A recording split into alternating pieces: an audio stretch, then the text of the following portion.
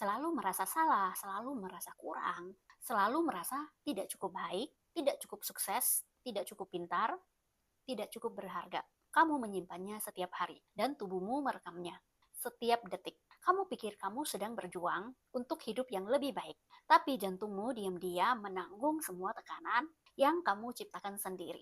Ini bukan soal ambisi, ini soal batas. Yuk ngobrol sehat bareng aku Ria dan follow akun ini supaya kamu bisa dapat informasi kesehatan yang lebih banyak lagi. Saat pikiranmu sibuk, menyalakan, tekanan darahmu itu naik diam-diam. Perasaan bersalah membuat kortisol naik. Merasa tidak cukup, adrenalin jadi aktif. Tidak pernah puas, itu membuat detak jantung tetap tinggi. Kamu tidak marah pada orang lain, kamu marah pada diri sendiri. Dan tubuhmu ikut hancur perlahan. Beban emosimu berubah menjadi angka di tensi 150, 160, 170. Rasa yang dipendam itu bisa berubah jadi hipertensi kronis, migrain, jantung berdebar, gelisah tanpa sebab. Kamu kira itu capek, padahal itu tubuhmu meminta kamu berhenti, memukuli diri sendiri. Kamu ingin jadi sempurna, tubuhmu hanya ingin kamu bertahan. Setiap target yang kamu gagal capai, setiap perbandingan di media sosial, setiap komentar yang kamu simpan, membuat jantungmu itu memompa lebih keras. Kamu mengejar standar dunia, sementara jantungmu hanya ingin tetap berdetak. Stres jangka panjang bukan membunuh cepat, tapi perlahan-lahan. Efeknya pembuluh darah itu akan mengeras. Tensi stabil tinggi, fungsi jantung pun ikut menurun. Tidak hari ini, tidak juga besok, tapi pasti datang. Saat kamu sedang merasa baik-baik aja.